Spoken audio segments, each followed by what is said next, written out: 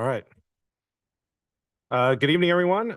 We will call to order the closed session of the Hermosa Beach School Board for today, Wednesday, December 13th, 2023. Donna, will you take the roll, please?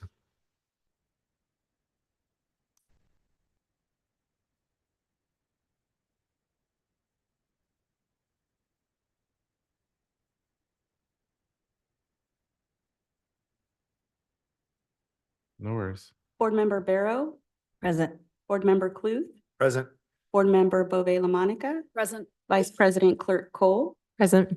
President Gardner. Present. All present. Thank you. We will move on to public comment. Seeing nobody in the room, do we have anybody on the virtual public comment? No one is online. Excellent. So that with that, we will adjourn to closed session. Thank you.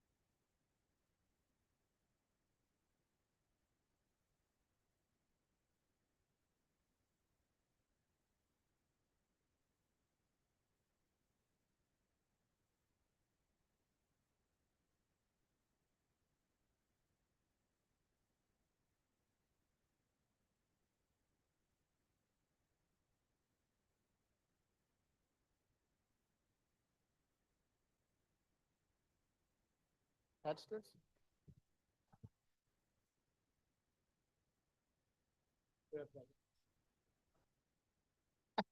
I always put the PowerPoint on top.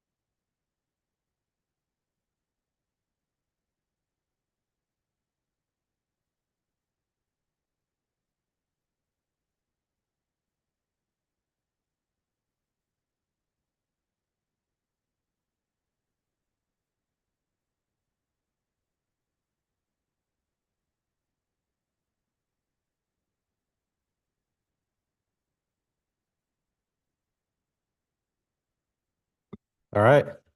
Good evening, everyone.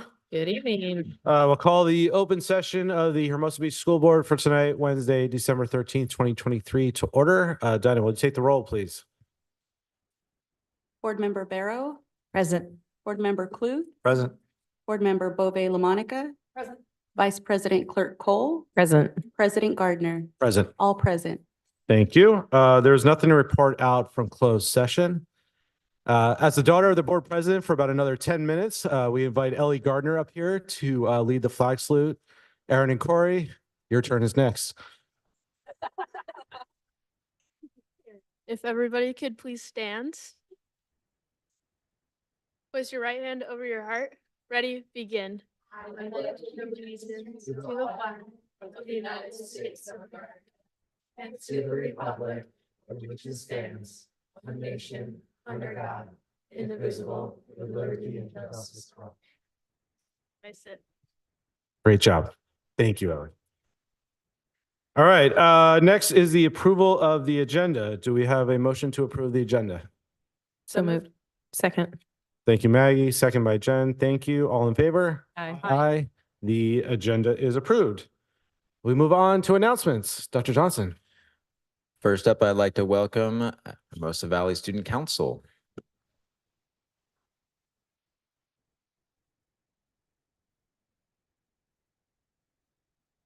Hello, everyone, again. Hello. My name is Ellie Gardner, and I'm a representative for the Student Council. We're excited again to be here tonight and update on you on what has been happening at Valley. Trimester 2 has begun, and new elective classes are in full swing. Hi, everyone. I am Jonesy, Valley Student Council representative. In Ms. Bell's class, students are working on a variety of projects. They are coding their own robots and competing in challenges. Students are also using the wood shop to make pens out of wood and acrylic. Video production classes created to show off their wave rules for our school. These videos have been showing to all classes at Valley. Hi, everyone. My name is Chloe, and I'm Valley Student Council representative. In Mr. Kaplan's classes, students are creating their own apps using at least 50 lines of code. Some apps that have been created are Jumanji Adventure, Geography Trivia, and Memory Game. We are excited to see what other app students will create. In Ms. Ripley's class, students are completing a selfie series where they are taking photos of their peers and trying to capture moments that they will never forget. They are also making holiday decorations for the school cafeteria and just recently took a field trip off campus to Sunrise Senior Living in Hermosa Beach. Miss Brown's Math in the Real World students are hard at work buying stocks, shares, and learning how to finance their own money. With using a budget of $70,000, we will do a check-in and see how students are doing with their budgets next month. Digital literacy students in Miss Cox's class have been learning email and phone etiquette and making posters to teach their own peers. Stop by Miss Cox's room to check them out. Hi, my name is Presley Clancy Simon. I'm a Hermosa Valley Student Council representative. Tomorrow, December 14th, the Hermosa Valley Middle School Band will have their winter concert in the Valley MPR. Our new band teacher, Miss Kim, and her students have been working hard on their performance and hope to see you all there. The concert starts at 5:30 p.m. Hi, everyone. I'm Celia Lindsay, one of Valley Student Council dance commissioners. Last Friday, Student Council hosted our first dance of the year. The theme was Starry Night, and it was a huge success. We had a lot of fun eating in and out and dancing with our friends. We turned the gym lights off and had a lot of colorful and bright lights in the dark, which was really fun, and everyone enjoyed it. Hi, I'm Joshua Anger, Valley Student Council's mascot. Last week, the 5th grade went to the California Science Center. They watched an IMAX movie and spent time exploring the museum. Students said it was really fun. Hello, everyone. I'm Alexis Casado, Valley Student Council Fundraising Commissioner. Next week, middle school PE classes will be competing in a winter tournament. This is a competition where all 3 classes in one period compete in a mixed grade level teams. Athletes compete in games of soccer, basketball, and hockey. We can't wait. Fall sports have ended and winter sports are up and running. Boys and girls basketball and soccer have completed tryouts and have begun practices. Games begin in January. We look forward to an exciting winter sports season. More information can be found on our athletics website. Outdoor ed trips are right around the corner. First up is 8th grade Astro Camp next month. 6th and 7th grade camps follow. All information about outdoor ed can be found on the Valley website. Each year, during the month of December, our school adopts families that are in Inglewood and surrounding areas. This is our 10th year doing this. We've adopted 10 families. Many classes will be wrapping gifts and getting ready to deliver. What we have learned the most about this project was that there are many people in our area, city, county, and state, and world. We want to thank Miss Vizzy for always setting this up for us and for helping us through the process and showing off the season is more for receiving, but for those who need more, or to give to those who need more.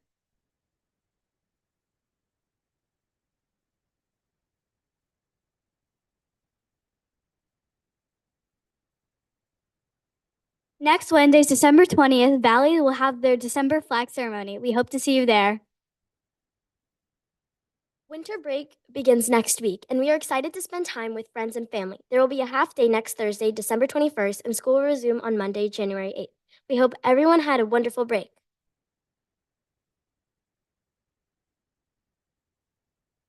Thank you again for allowing our student council to share what is happening at Valley. We look forward to sharing more information with you next month. Thank you, everybody. All right. Next, I'd like to welcome Miss Montoya and Miss Gibson, who are going to share with us elementary Spanish program.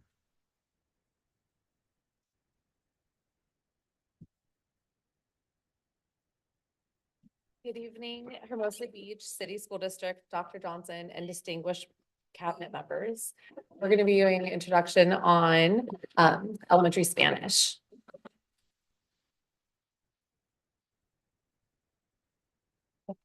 Maybe. Mhm.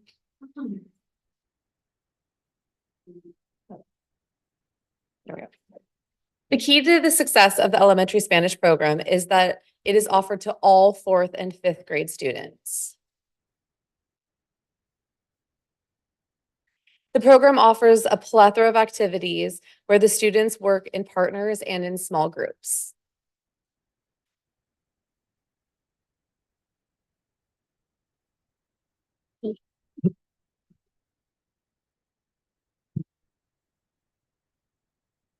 That are also engaging and fun.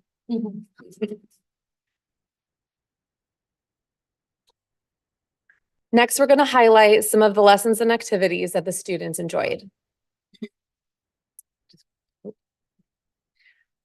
So the main idea, my goal is to provide Spanish and culture and fun in every class. So for example, the day of Dia de los Muertos, so the Day of the Dead, we did activities where the students learned about the holiday. They learned about the. So I'm sorry to interrupt. I'm talking in the Okay. microphone. They learned about, I have a pretty loud voice. Okay. They learned about the country where Dia de los Muertos is celebrated. We did fun art projects like creating the sugar skulls. And we also learned about the butterfly migration from Canada down to Mexico, which coincides with Day of the Dead. And we finished with making those coffee filter monarch butterflies, so which the kids really liked.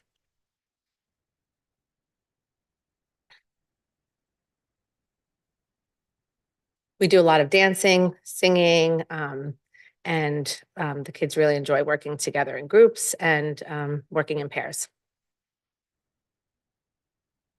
Next, we have Mrs. Hoagland's 5th grade class, who is going to be singing Jingle Bells and performing at the next flag ceremony next week.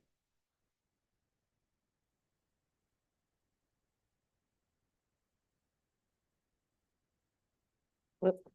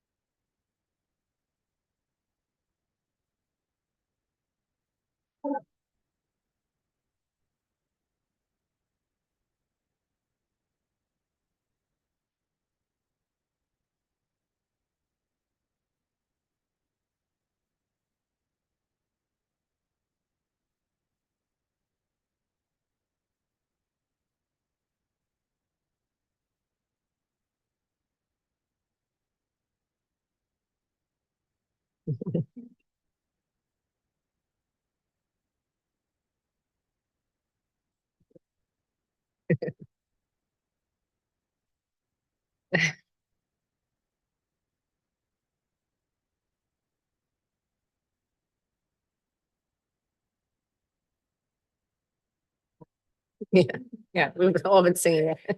This will now all be stuck in your head like a Perfect. So thank you so much. And do you have any questions? I just a real quick question. Yeah, Mike, please. Thank you. I think a word I used learned a word here earlier in an earlier meeting, articulation. This program is nicely now connected through all the way to our 8th grade program, I assume, or we're working on that. How does that work? it's setting up nicely to get the excitement to feed into the middle school program. So starting with the fourth graders and the fifth, and then we have the sixth grade elective, and then it feeds into seventh and eighth grade Spanish. Thanks. Good. Thank you very much. Yep. Yeah. Thank you.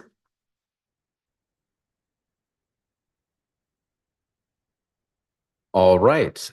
Our last announcement is to honor our soon-to-be former board president. And to begin, I'd like to defer to Doug's colleagues to say nice things about him. You No choose the pressure. order. Can I start? Please. Just because I'm new to the school board and this has been my first year and I'm learning everything and I learn a lot from each board member. And Doug in particular, he doesn't talk a lot, but when he talks, he has something important to say. So I listen to you and I value what you have to say because it always has impact for me. So thank you for being the best president that I've had so far. Oh, yeah, Let's sure. go down the line. Me Yeah. to go next. And yeah, Doug, I just wanted to say thank you for your service. I always love that you lead with stability and passion. Those are my two, and steadfastness. And I, like Kathy, would agree that when you show, you show up and you lead with conviction and details and you care and you weigh in when it's needed. There's not like, you're not always weighing in. That's not who you are. But again, as Kathy said, when you do weigh in, we're paying attention. So I just really appreciate how steadfast you are. You are a voice I really listen to and admire. And it's just been great to have you as our president this year, just lead us in just stability. So thank you. And it's well-deserved. You've done so many great things for this community and the school district. It's fun to see the whole circle come together on your watch. So I'm really proud of you. Happy to serve with you. Really honored. And glad you're not leaving. We're just moving things around here, people. Yep, exactly. Shuffling the deck. Thank you. Thank you. Thank you. One of the things I was thinking about, Doug, was your growth as a board member, and just this year, I think more than any other year, because of what you're doing in your other professional life, you come into this work as such an expert on school operations and school finance. So when you have chimed in on things, I'm like, Doug gave a stamp. We're good. And it just, you have such a well-roundedness in terms of how you approach the work that I appreciate your thoughtfulness on it and your leadership. Thank you. Thank you. So I just wanted to say that I've been fortunate to see Doug be a leader in this community now for many years, all the way back to when Aaron and Ellie played basketball together in HBYP. Doug's been, a valuable contributor, like I said, in the community in general. But what people probably don't get to see if they're not on the board is the leadership he provides. And I'll echo what my colleagues have said, that when Doug speaks, we all listen because it usually has some impact and it comes from a place of expertise and passion. And we all respect it very much. And thank you very much for your service. Thank you. Yeah. Oh, I have one other. Yeah, really no pressure there. And we would be remiss to not thank Lisa and your family, because we know behind every good human, there is a support system. And I know you guys really are amazing support systems, both for the school district, the community, and for us to have a really functioning human up here. So thank you. All right, very good. Thank you, board. Those were really nice comments. I'm gonna be the closer here. First off, if the public isn't aware, being the board president is a very different role than being just a board member. It's much more complicated and much more involved and time consuming. Doug, it's been a nice ride, my friend. By no means was this a quiet year, but it was certainly a quieter year. For sure. I lucked into that one. So we had a nice little run together, which I very much enjoyed. A couple things about Doug. Doug and I share an affinity for waking up really early in the morning. So usually we do our updates about 7 o'clock, which is fantastic because both of us are like mumbling into the phone. I mean, so it's an interesting experience there. Nothing really gets our blood up, really. So that's a good time to do it. And then two, Doug is the only board member that if he calls me, I hold my breath a little bit. You mean, we'll say, just because like Doug doesn't call often, but when he does call, he's got something to say. So good stuff there. But Doug, I learned a lot from you. I shrewdly attest. There's a style of leadership called the invisible hand. Look it up if you don't know about it. But really, the key to the invisible hand leadership is that a person does not necessarily have to speak in order to have influence. And I think Doug is a great consensus builder. When me and Quentin just went to CSBA, and the biggest theme at a CSBA is to be a board member, you have to be a team member. And I do feel that boards and board members very much struggle with that. For a lot of different reasons. But you, to me, are the definitive of a board member who thinks of themselves first as a team member and then as a board member. So I very much appreciate that. And because we appreciate you, of course, we have the wave of appreciation. Finally, I get one. Come on down, Doug. And we have Stanford Red Flowers for you, AKA Lisa.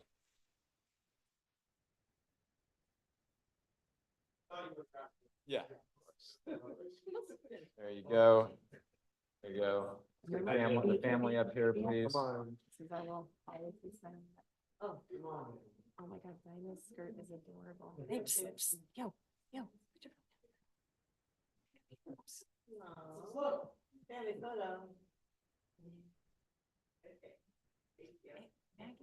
Doug, congratulations. And of course, the floor is yours. Need to tell city council.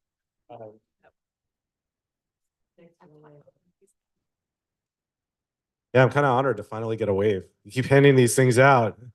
I was like, do I have to wait till I'm off the board to get a wave? Like the final goodbye. So didn't have to wait quite that long. So I'm honored. Thank you to my fellow board members. It has been an honor to serve with each and every one of you over the last numerous years. Some longer than others, but we do make a really great team. This district has come a long way, not just this year, but in prior years from when I started on the board. And that's a testament to all of you and the prior board members who I've been a part of. I like to use my HBCSD 2.0. It's what I kind of joined the board to see through, and we've seen it through. It's really incredible. I know we'll continue to do great things with this board, with this superintendent, the administration, with everyone. And Jen said I would be remiss not to thank my family. I will embarrass them at times, as I did earlier with this one, but they are always there to support me and to support this district, to support this board in these schools. And we are honored to do it. It's been an honor to serve as the board president now for the second time. And I look forward to great things ahead. So thank you, everybody.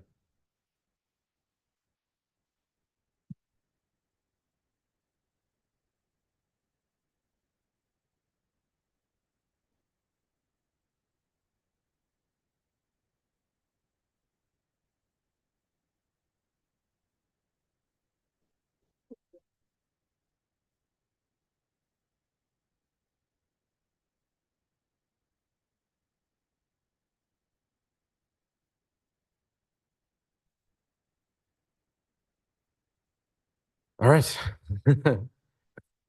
We will move forward.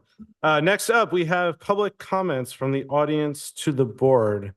We didn't have any cards. I don't think there's anybody in the room for public comment. Do we have anybody on the virtual public comment? No one online. No one online. All right, then we are closing the public comments and we'll move on to superintendent update. Dr. Johnson. Thank you, Doug. First, just to share with the public that the facilities improvement workshop was canceled and it will be rescheduled. I'm the culprit. I was sick with the flu. So looking forward to having that meeting in January for our reschedule. Next, the holiday party is coming up shortly. Oh, that's intensive. The holiday party is coming up shortly, and I just want to give a big shout out to our local businesses, our vendors, and my people who hustle for cash. I think we're up to $10,000. $10,000. We're gonna give it all away to staff. It's a lot of fun. I think we have almost 120 RSVPs for staff. The staff's only 150 people, so I mean, it's become a really, really fun tradition. I think almost all the board members have been at the holiday party. Did you go last year? Yeah, it's a hoot. I make a fool out of myself. So Yeah, yeah. It's really nothing to fuss about. It's like a daily occurrence. So, next, I want to give a big shout out to teachers who do such a great job preparing and parents who show up to parent conferences. You know, it is very much, it's a lot of work that goes into it both ways, but you know, Hermosa is very much a partnership, and the level of participation from both parties, teacher and parent, really is the key to our success. Thank you. I did want to address the incident that took place at Redondo Union High School. It's in your local Easy Reader. I did send out a message to the community about it. I would like to commend the Redondo Union High School administration and Redondo Beach Police Department. I think that as the facts came out, their quick, decisive, and thoughtful action is what saved lives. And the key to this and many other of these scenarios is student reporting and staff training. Those were the two biggest takeaways, and that comes directly also from our vigilance training that we do each year. The guy said the exact same thing. He said staff training and student reporting, and that's how it played out in this event. So just a good reminder to us all, we take safety very seriously. Each year we do our trainings, and our safety practices are a daily practice. If you want more information, please send me an email. I sent a recent update out that shared a video that shared a lot about the practices that we did, that we produced last year, just to keep our public informed about the importance of safety in our schools. Next, it is enrollment season. Enrollment, enrollment, enrollment. And enrollment is a booming. So tell your neighbor, tell your friend, I mean, it's time to get in now. Seats are going fast. So make sure that you enroll. Preschool we're opening up a second classroom in January, but I'm telling you, these things are going like hotcakes. So you got to sign up now, yesterday. Sign up. Okay. And then finally, attendance is important. If you're sick, stay home. I can tell you all about it, the House of Horrors at the Johnson family. But if you're not sick, come to school. We need the attendance, and attendance does equal dollars, and it also equals good outcomes for your kids. So please make sure, as we creep up on the holidays, man, we're going out a day early. So like we get out on Thursday, and then Friday you have off. So that's plenty of buffer time to jump on that plane and go to wherever it is you're going. You know, wear a mask because it's going around. And then finally, on a crisp November evening in Palo Alto, the Cowbears consistently ran the ball for 136 yards, capped by a season-high 3-touchdown performance by quarterback Fernando Mendoza to cruise to victory over the Cardinals 27-15 and retain the Axe for another season. Thank you. That's my update. I knew you'd get it in there somewhere. That's it. Thank you, Dr. Johnson. All right, moving on to board action. We'll do the annual organizational meeting section, starting with the affirmation of review of roles of board and members, governance standards, and conflict of interests. Are there any questions or comments on these items? Seeing none, do we have to approve these, right? Yes, you do. Yeah, each one.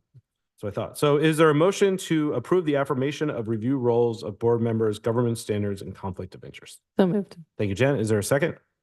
Second. Thank you, Maggie. All in favor? Aye. Aye. The affirmation is approved. Next, we'll move on. It is weird. The weirdest one is the signatures. It's like, how do you like Affirm a signature. affirm the signature? But we'll get to that one. That was Quinn's problem. We're affirming have it review. All right, next we'll move on to the selection of officers, the president and vice president / clerk, and the new president and vice president / clerk assume the chairs. So first we must vote on the president. Our board member to chair to the left has graciously volunteered to serve such role. Are there any? I I'd second like to that. make a motion. Make a motion. Thank you, Maggie. A second by Jen. All right, all in favor of Mr. Cluth assuming the center chair? Aye. Aye. Aye. Aye. Aye. All right, I'm done. We have to No. do both at the same time. I think. No, we have to do the next one. We have to do I'd the like vice to president. make a motion to nominate Jen for VP. I second it. As a point of order, it is in our board bylaws that the member who has not held office, I mean, like, is automatically to be nominated for the VP clerk position. So Kathy will need to defer in order to be in alignment with our board bylaws. I defer. Okay, all right. Thank you, Kathy. You're welcome. Are there any issues or questions about Kathy's? Do we have to approve the deferment? Nope, just so long as the board's in agreement, the vote itself will suffice. Okay. Then we will have that, and then we will, let's do the motion again for the VP. Renew my motion to have Jen as VP. Thank you, Maggie. Is there a second? Second. Thank you, Kathy. All in favor? Aye. Aye. All right, now I'm really done. Yes. It's I'm the gonna- rotation of the chairs. I'm gonna just How do you stay do put, for- right? Or do I move? over Do I there? go down to Quentin? I always forget. Quentin Does it takes the matter? I'm staying middle. here. No, you should be next to Quentin because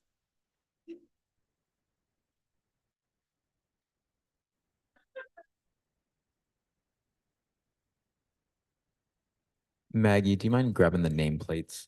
Thank you.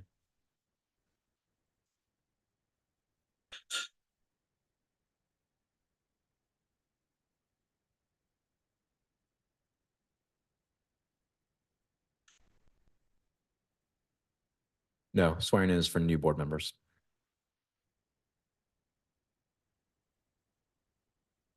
You may bang the gavel. Hello. Dr. Johnson, if it would be appropriate, I thought I might say a few words of thanks and introduction. Absolutely. The Now- meeting is yours. Now the right time? Okay.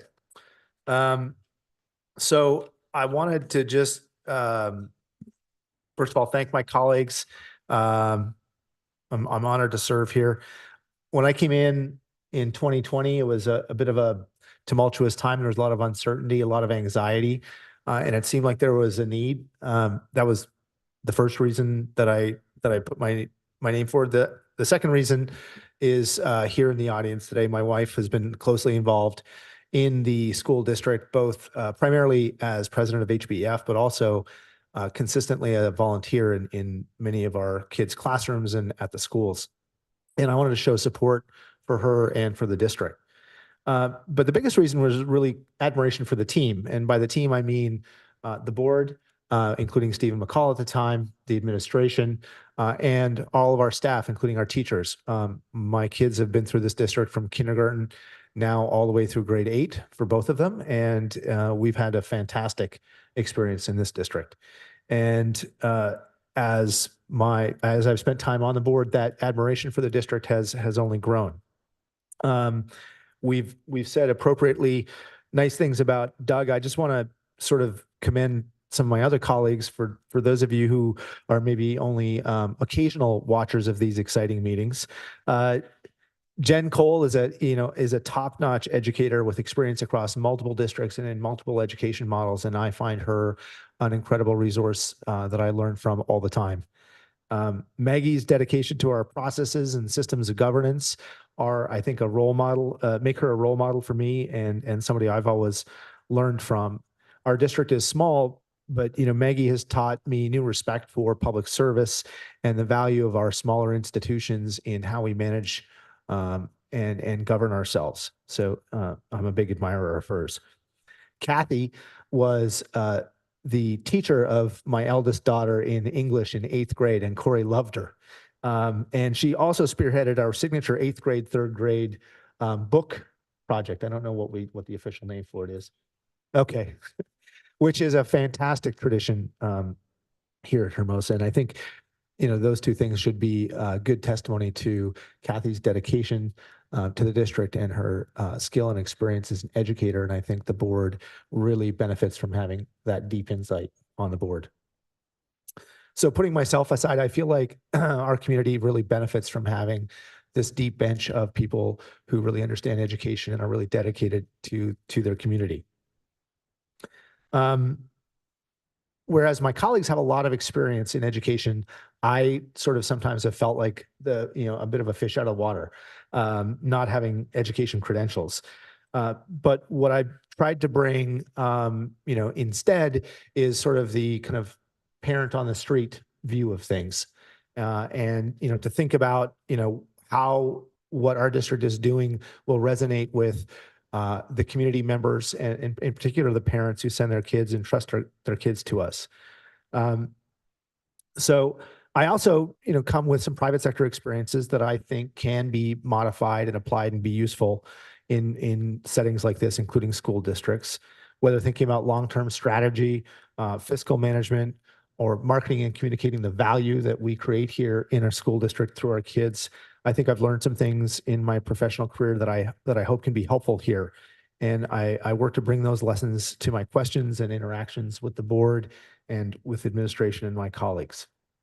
When I first got on the board, I was advised probably by somebody up here to pick some priorities. And, my priorities, in addition to all the balls that the district has to juggle as a large organization, the things that I've wanted to bring some focus to are around financial stability and educational excellence. For me, those areas are, remain and will always be paramount, and they are core to our district goals.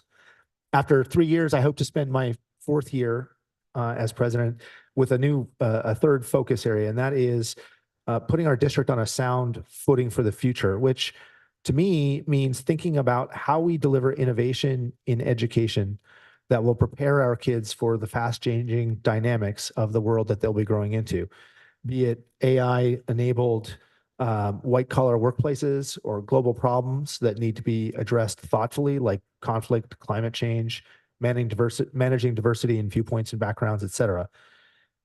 We often hear about how there is an ever increasing pace of change. And I think as educational leaders, we have to at least try to peer into the future and see how our 19th century educational models can be updated to adapt to our changing environment and needs. As Jason has mentioned, I recently attended the CSBA conference with him and got some great takeaways as it related to strategic planning, community leadership, and innovation in education. Sal Khan, who founded Khan Academy, and I've been a big fan of for 10, 15 years now, was a highlight for me as he demonstrated the next generation of his tools, which incorporate AI in a tailored way that should make teaching easier, cheating harder, not easier, and most importantly, improve outcomes for our kids. There's potential for our teaching models to move towards the more ideal one-to-one teacher-student ratio that I think can enrich and speed learning, be that in language arts, math, science, etc. Superintendent Johnson and I have already spoken about ways to try to include these and pilot these here in Hermosa. I'm very excited about that. Finally, our board has already been thinking about the future and the next generation of investment needed for our schools. We've surveyed the community on its openness to a bond focused on safety, technology, and facilities improvements, and we've gotten very positive feedback. I hope this year to be part of a broad-based effort to translate this community support for our kids and our schools into a yes vote on a bond next fall. And I look forward to engaging with the community on our needs and how we as a community can continue to make periodic investments needed to continue to prepare our kids for the future by sustaining the best little beach district in the South Bay. And with that, that concludes my opening remarks. So thank you very much for indulging me.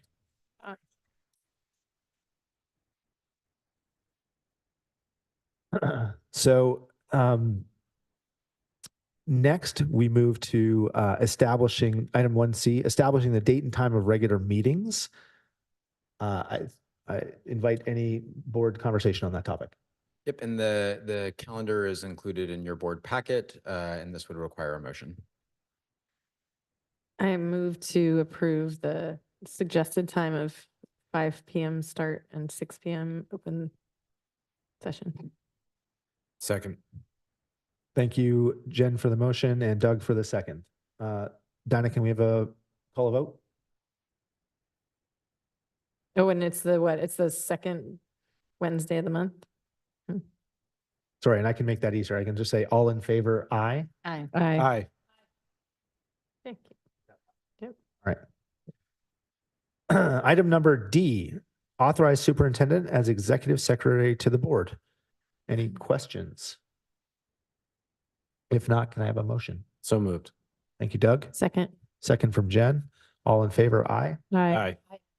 Aye. That passes unanimously. Item E, adopt resolution number 05-23-24, authorized signature resolution. What is that? It is signature resolution to approve all the things that we're talking about right now. Okay. So moved. Second. I'll take the motion from Maggie, second from Kathy. And all in favor? Aye. Aye. Passed. Okay. Now, I think there's one more we need to do individually, and then we can group some, I think, right? Okay, so the last item to be approved individually, the readout, item number F, readout established policies, rules, and regulations from this date through the organizational meeting of 20, should that say 2024, Dr. Johnson? Yes. I'll look into that. That might be a typo. And if so, it is for the 23-24 school year. Got it. Any questions or before? Can I have a, if not, then I can have a motion? So moved. Thanks. I'll take the motion from Jen. Second. Second from Doug. All in favor? Aye. Approved. All right. For this, the next part is going to be discussion. I think we're going to require some discussion. This is where we're going to go through the committee assignments essentially. Correct. So for items G through O, this would be an opportunity for the board to discuss in your board update, and you have the committee list, including who is signed up for what. And I'm happy to assist the board in sharing that information. Just a point of clarification for the Equity and Inclusion Committee, it is 4 times a year, isn't that correct? It says 2 times a month on the last year's chart.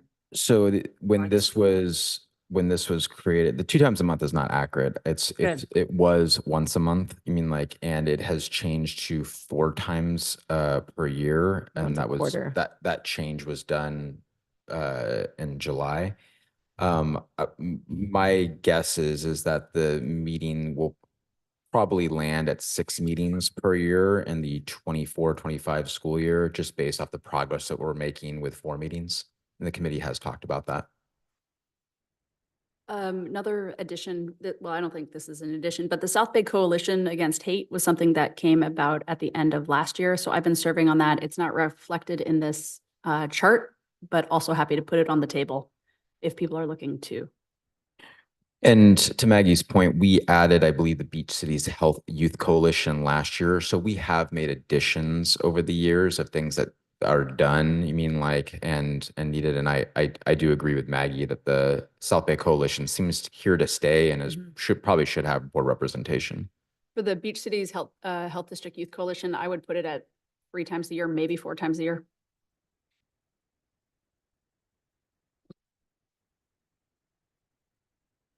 So do you want us to start claiming some of these or suggesting ourselves? Yeah, how do you want to work this? Well, I'm happy to just entertain a little bit of free flow conversation if that's necessary. Otherwise, if people want to put their hands up, then Well, just to clarify, maybe we should just put on the table what the president should yeah, that attend. I think that's a good idea, Jen. And my understanding, South Bay Board President's meeting is sort of an obvious one, so I would put my name next to that one. City School Compact. City School Compact, yep. Yes. This is H. Yeah. And the tri-agency. I think you should just do all of them. Yep. And the tri-agency, I'm trying to find that The one. last one. Okay. there Oh. you go.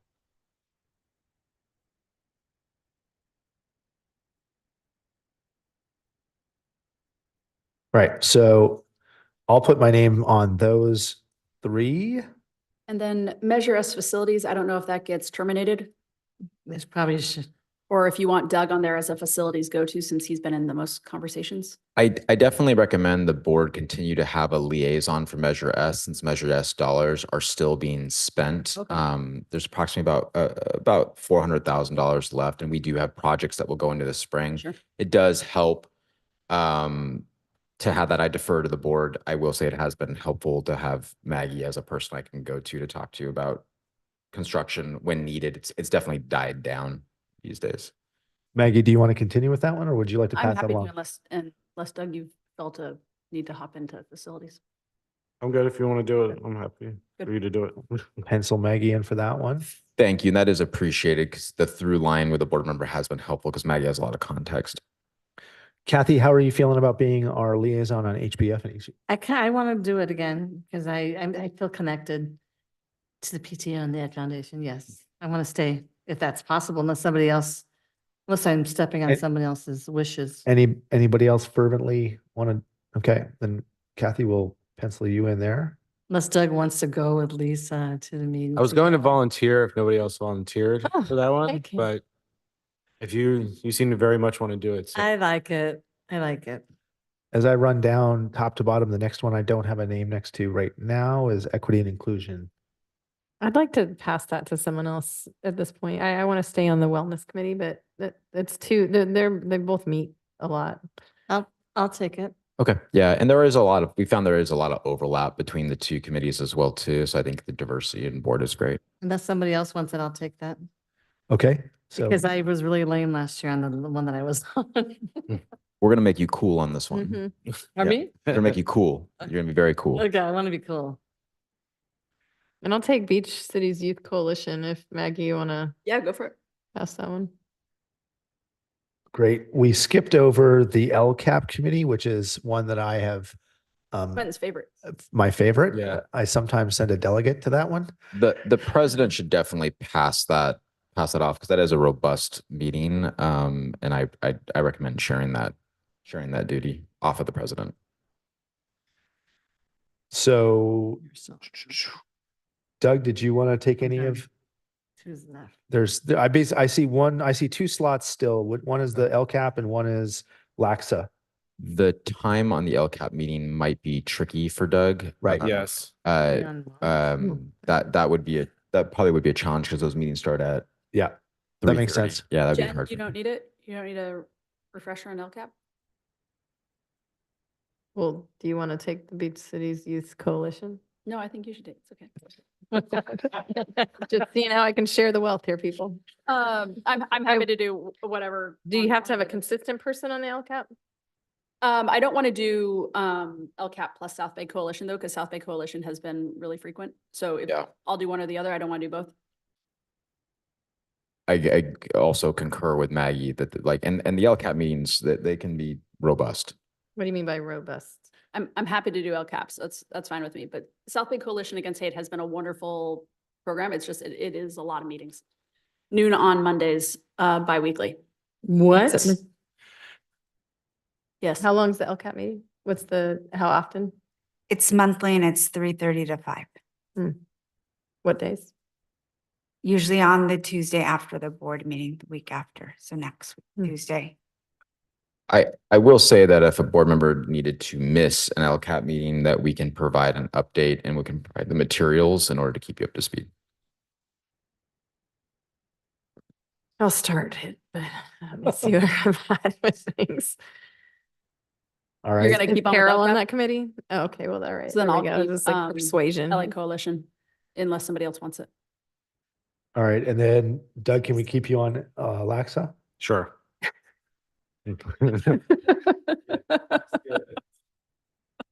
Tina Fredericks, man, she wants me to do all kinds of each of these stuff. now. Jason, unless I'm missing anything, I think I pencil in a name beside each of these. The LA County School District Organization. Do we even attend that? No, I've been that a few times and I've never done anything. So I'll take it again. Oh, okay. Sign me up. It says meetings canceled in 2020. Do the. I don't know if that is permanent. I'll have this. I'll look into what the status is on that meeting. I'll follow up on that, and then I'll update Doug. Perfect. Okay. I still have the wellness committee. Already said I'd do the wellness Jen committee. Wellness, I think Jen, I feel like I'm a wellness and LCAP. Those are big ones. And then the beach cities, it's like, Wellness. who else and- can share these things? Wellness and LCAP are larger commitments. Those are both monthly meetings, and wellness is an action committee as well too. Yeah, I like wellness. Do you have to have the same person on LCAP the whole time? Is my question. The board has split committees before. That's not, they've done it in the past. So if the board chose to split the committee, that's Do you up want to the an board. alternate, Jen? I just want to, I just don't know if I can make every single one. So For LCAP? Yeah. I mean, if you want an alternate, I'm happy to be an alternate. Unless you want it, Kathy. LCAP's a really exciting committee. I'm pretty good. Sounds like Kathy's holding. It's, you know, the heart and guts of the school district goals. Mm-hmm. I mean, Huh? I was a project facilitator for quite a few years, so I wrote a few of those plans. So what I have is I have Cole and Bove La Monica for LCAP. I'm gonna read off the list that I have just to double confirm. So for PTO, I have Barrow. For City School Compact, Cluth. For Measure S, Bove La Monica. For Equity and Inclusion, Barrow. For LCAP, Cole, Bove La Monica. For Wellness, Cole. For Beach Cities Youth Coalition, Cole. South Bay Board Presidents, Cluth. Gardner picking up Laxa and the likely dead LA County School District Organization. South Bay Coalition Against Hate, Bove La Monica, and Tri-Agency Meetings, Cluth. Doug, do you want the Beach Cities Youth Coalition? Just I don't know if he'd be able to make the meeting. No, the meetings are in the middle of the day. this is. I mean, I might not be able to make them either. I'm just serving saying, I'm as- putting it out there. I'm only Just serving as the for- executive secretary. That's why I was going to volunteer for the PTO because I know I can make those meetings. Yeah. That was my kind of like, Mm. yeah. But But she wants to do it, so she's happy to do I it. go to dinner with Tammy before, so. No, I don't want to get in the way of that. I got priorities. I can watch these children. So I have a question. The LA County Schools Trustees Association, who's that slated? That is That'll Gardner. be me, yeah, they have meetings in the evenings. I did it once last year. I was so bad. It's okay. I didn't even know what We're not they here were. to judge. I went to one. Okay, so that's you now. Okay, good. So I'm out Yeah. of that. I'm out of that. Yeah. Just going to revisit this one more time since the person that gets more of the committees is me. You don't have to go to those meetings at night. Doug can go to them and you can have dinner with Tammy at another time. Oh, hush. I Just so, and then Doug can take over something else. And you think- can take over something else. Just want to share. Yeah, no, I think that's fair. I will- just want to make sure we take it off the table. I don't think it's fair that you say that he can't go if he has a job in the middle of the day. I only serve as the secretary of the board, Right. so I'm a. I just want to like put that out there. We all have responsibilities. So I'm just 1, familiar 2, with 3. everyone's You have three- schedule, you have 3 Jen. times. So that's why I speak to those schedules since I am familiar with everyone's availability. And then in regard to Kathy, I do know that Kathy has expressed interest about serving PTO HBF because Kathy has had the background of being a teacher, a PTO member, as well as serving on the capacity of the board. So I do think there's a strategic advantage to having her attend those meetings. I want to help you out too. So the youth coalition, you want me to take that? Sure. Okay. I don't want you to be overly burdened. I just would like it to be an even share Yeah. this year. I That's think fair. it's better for all of us. So I'll do the youth coalition. Thank you. So I'm PTO, equity, and the youth coalition. So I'll just like read through one more time. I have HBF PTO for Barrow.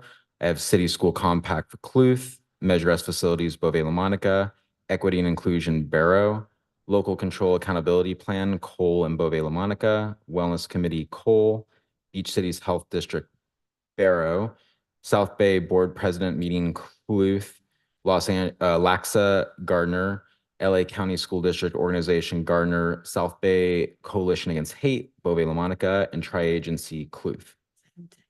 The second page. Right. All right. Thank you. If there's no further discussion, can I get a motion to approve all of those via items H through O? So moved. Second. All right, motion from Doug, second from Jen. All in favor? Aye. Aye.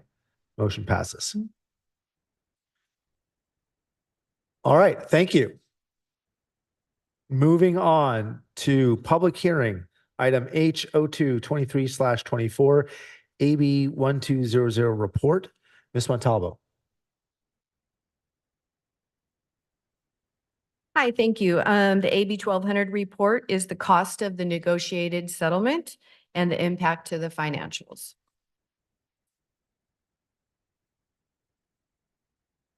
And as this is a public hearing, Dr. Johnson, I assume I would ask for any public comment at this point. That is correct, Quentin. Not seeing any public comment. Is there in the room? Is there anything virtual, Dinah? No one online, no virtual Okay. comments. Thank you very much. If there's no public comment, then I would ask for a motion to adjourn the public hearing. Right.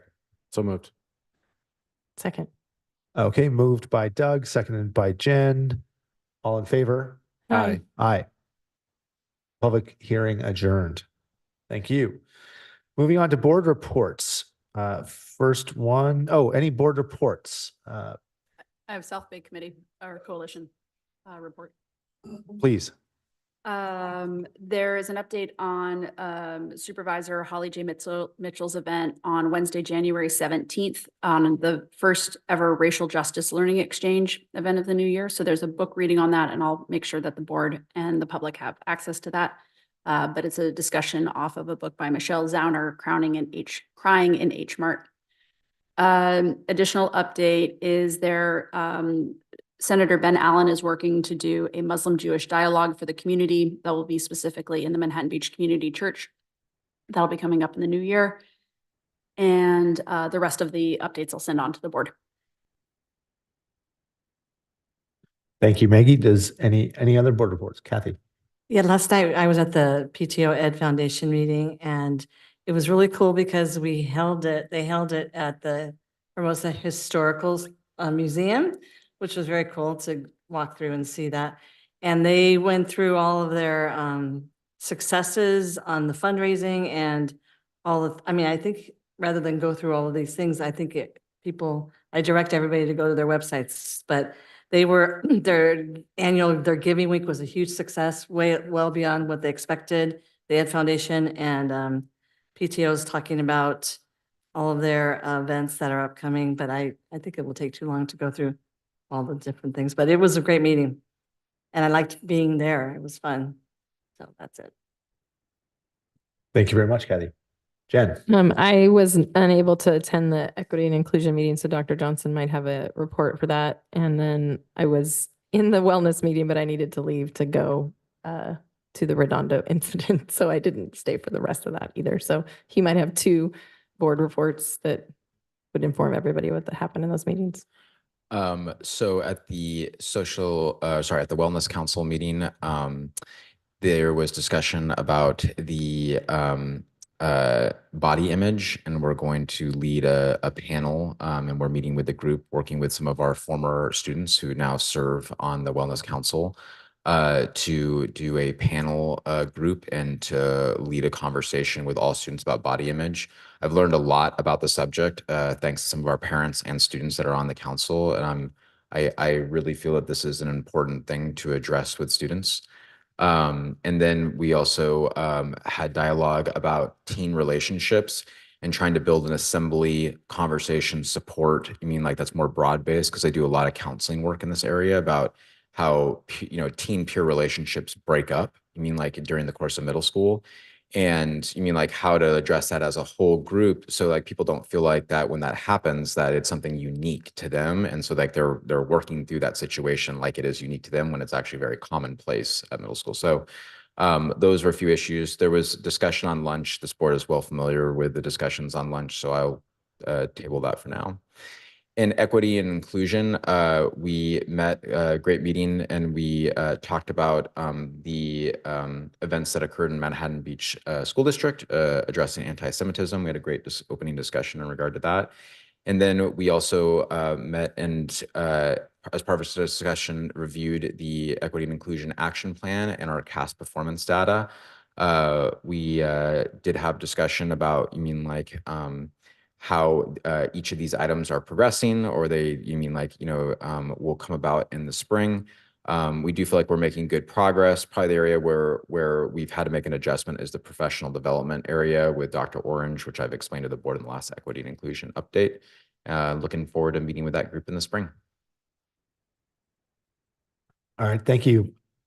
Other board updates, Jen? No? Doug? All right. I'll just, I mentioned it in my opening remarks, but I'll just expand a little bit on a couple of items from the AEC CSBA conference that Dr. Johnson and I attended last week. It was fantastic. Dr. Johnson showed me some new sites in the Bay Area that I was not familiar with that were really fantastic. Were they the East Bay? Was there a large tower? No, we stayed in the city. We stayed in the city. Anyway, I won't. I'm not going to feed that. All right.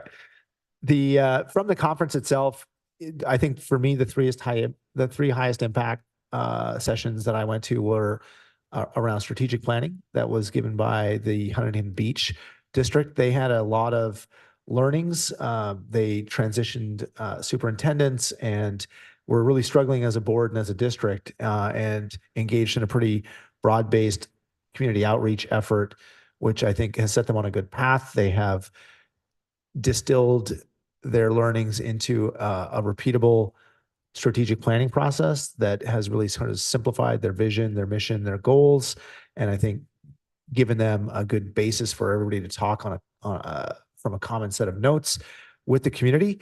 They have some really neat communication pieces related to what their strategic plans are, what they have accomplished in board meetings, how they communicate, the budget and financials that I think may be worth learning from. And so I hope to explore that with my colleagues here.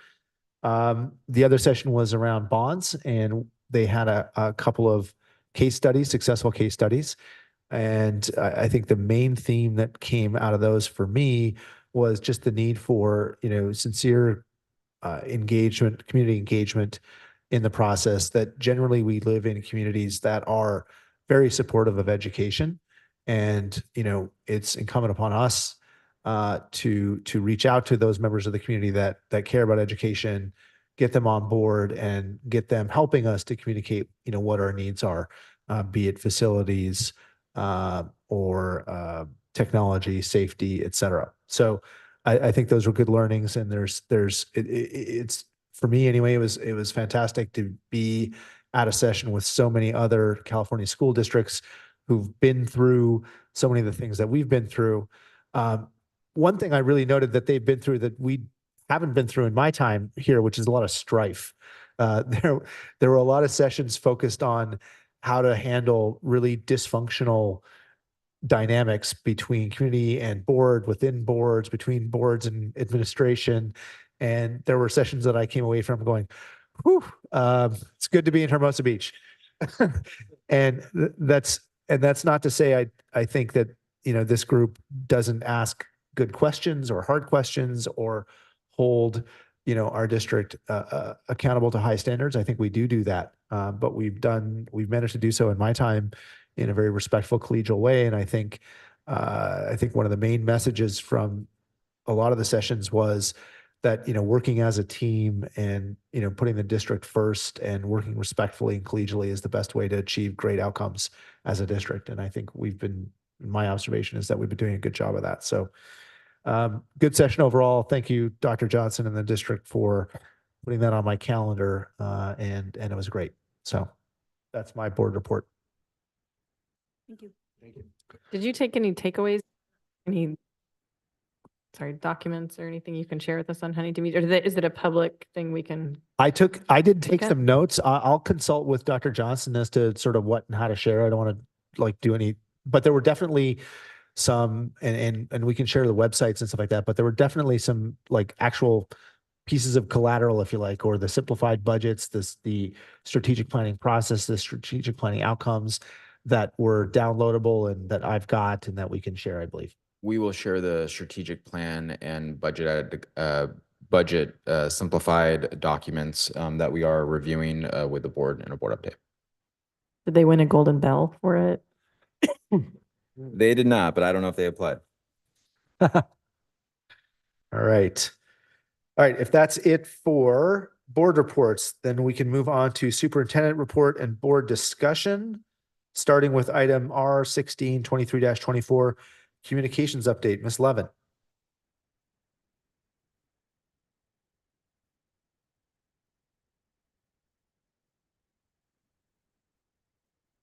This one or this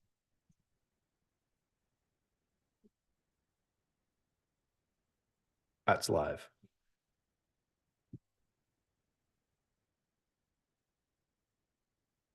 Good evening. So I'm Eileen Levin. I am the communications coordinator. Is that, you getting some feedback? Okay.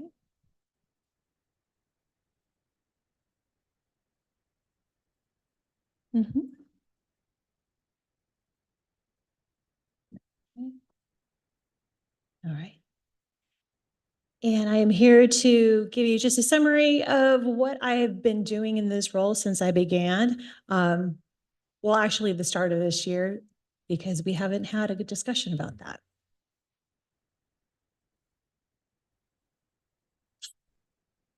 Okay. All right, there's my summary.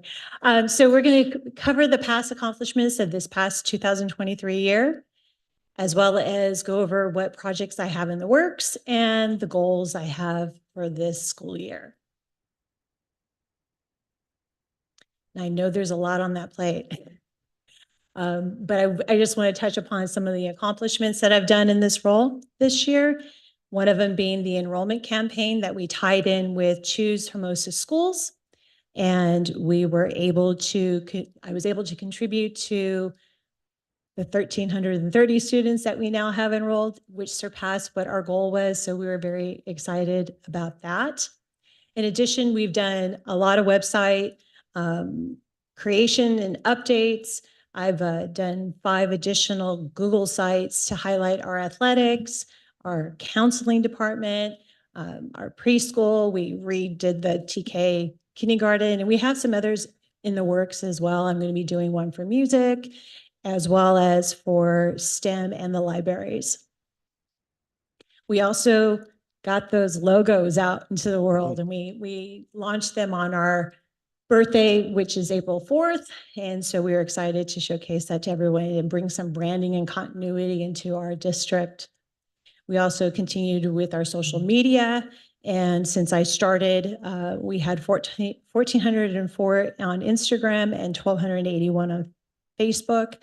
Now that number has grown to 2,169 on Instagram and 1,406 on Facebook. So we're excited about that growth, and it's a steady growth. Our alumni relations continues to grow. We're excited that to continue the Hermosa Valley Senior Send-Off, we'll be having that again this year on May 30th. And we're really excited about the upcoming one because it is the class of 2020 who didn't really have that promotion. So we're excited to invite them back and do something special. Great. In addition to the event marketing and branding that I mentioned.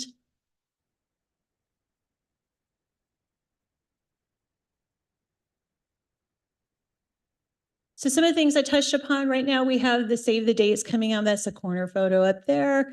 And then we have our senior send-off that we had. That's just this past year of the photo of them. Our proud supporters, Choose Hermosa Schools. We're going to be continuing that campaign going on into this year. We had some light pole banners this year where we highlighted our student of the month, and we also launched that preschool. So we're happy to, have that signage and stuff around campus. So in the works, what am I working on now?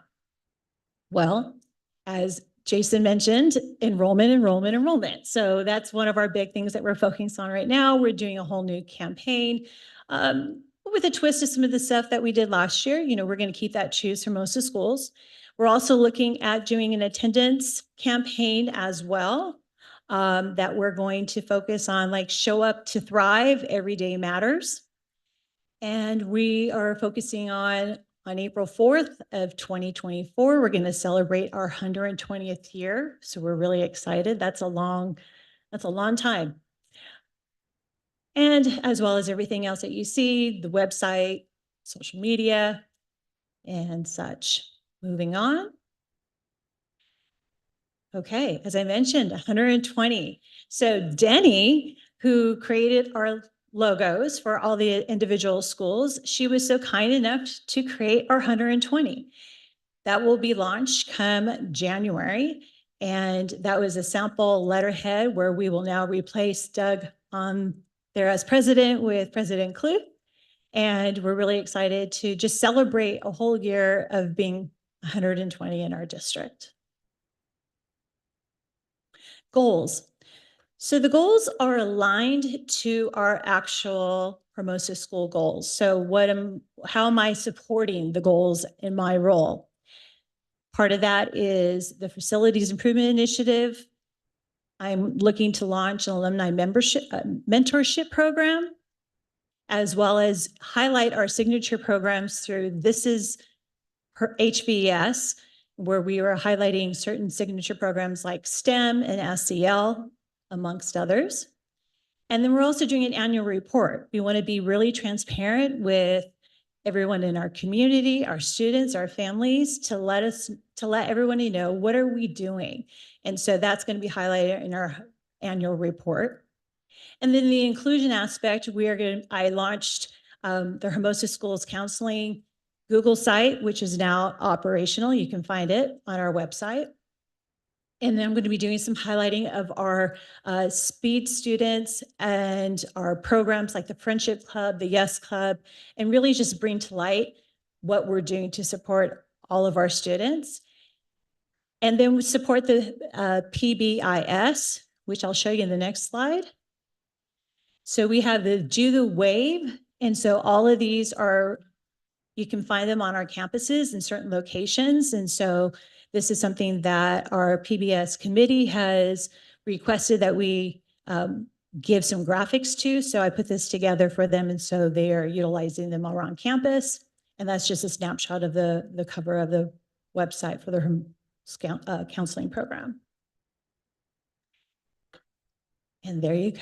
Do we have any questions from the board? Start with Maggie. I was just looking at my email logo and thinking how amazing it looked. Thank you again for just like the attention to detail on all these different things. This might be a one-off. I'm not sure if you have the data, but I'm curious if you could give any insight onto niche and where we've gone this year on it. I don't have those numbers for you right now, but I did meet with our representative yesterday, and I do have those numbers, and I would be happy to share them. Yep. Doug? No questions, but this has all been really fantastic. You can really see the growth in all of the communications and the branding in particular across everything. It's been really fantastic. So thank you for everything. Kathy? No, I love seeing all the little links and likes. I like on Facebook or Insta. I see more on there and learn more about what's happening than I ever have in the past. So, and I say, oh, there's Eileen. Oh, I see Eileen's work in this. So it's awesome. Thank you. Yeah, I'd agree. And I love the like senior highlights from the alumni. I mean, those are just so special. And you're just like, God, I mean, we have amazing kids. And you do a great job of pulling those out. And I love when you walk through the schools and all the like the graphics for the doors even. I mean, you've been doing a great job. It's very appreciated. It's very noticeable. Yeah, I echo that. I've heard from other community members, in my own opinion, I would agree that fantastic work and a really big leap forward.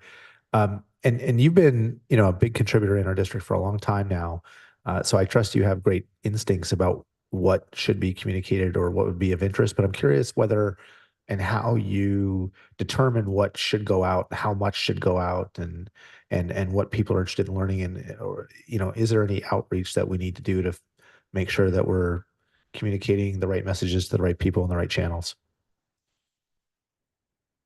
Having been a parent myself in our district, and my kids were here from kindergarten through 8th, being a PTO president during my time, as well as in this role, I feel like I have a really good perspective of what our community is looking for. So I kind of go with that gut instinct. And so I see if there's an absence of communication, I will have that conversation with Jason. But I really just go by my gut and my instinct of what needs to be communicated. And it's a conversation that Jason and I have, and we decide what needs to go out. All right. Thank you very much. Any other thoughts or questions? Okay. Thank you very much. All right. Great work. Thank you. Yeah, that 120 is awesome. Sorry, board, pardon the interruption. I noticed, if I'm wrong, please correct me, but during during the motion to approve part of the annual organization meeting, did I hear correctly that we approved items H through O, not G through O? I think there's a consensus. I think that I we misspoke. approved. I think you're right. I think I said H throw and I should have said G throw because I think that table, the matrix that we discussed was inclusive. Thank you. And you are correct, Dinah. If we could please do a revote with the correct letters, and thank you. No problem here. I'd like to make a motion to correct the approval from G through O. Second. Take the motion from Maggie, second from Jen. All in favor? Aye. Aye.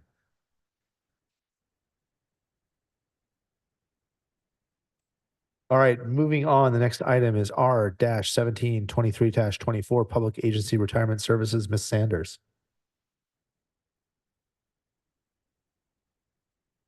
Thank you.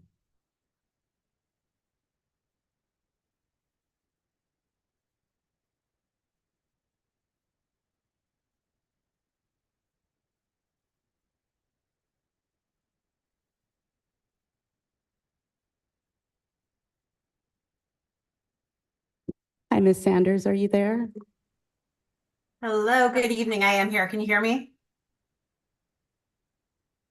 Yes, we can. Thank you. Great. Okay, thank you. Well, thank you so much, first of all, for allowing me to join virtually. And good evening, Mr. President of the board, board members, and staff. I have to say I've been watching the video thus far, and I am very sad not to be there in person because I have some great sweaters that would have really fit in well at this meeting. But I certainly appreciate the opportunity to present to you this evening via Zoom. So thank you again. My role at PARS is that of Vice President of Consulting, and tonight I wanted to walk you through the PARS Supplementary Retirement Plan, otherwise known as SERP, and share with you some information about the program at large and what the district might be looking to offer this year. So without further ado, if we could go to the first page here. Can we pause for a moment? Oh, sure. Yeah, sorry about that. Aaron, can you please walk over to Peter and talk about the volume with him to make an adjustment? Thank you.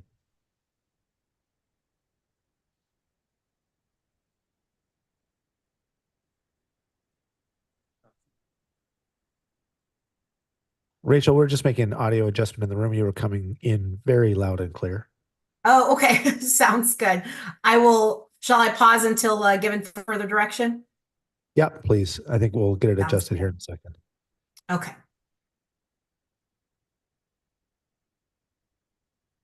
Just the in-room volume, I think. Can you try again, Rachel? Yep. Does this sound any better? That's better. Thank you. Okay, perfect. No problem at all. So I will start, for those that may not be familiar with PARS. PARS stands for Public Agency Retirement Services. We are a company located not too far from Hermosa Beach City School District, right by John Wayne Airport in Orange County. And we actually worked with your district back in the 2020-2021 school year to offer a SERP or early retirement incentive as well. So we do have a lot of experience in offering these types of programs. Not only is PARS the pioneer of these early retirement incentive plans, we're also the leading provider throughout the state. So you'll see on the bottom half of this page, really our robust experience.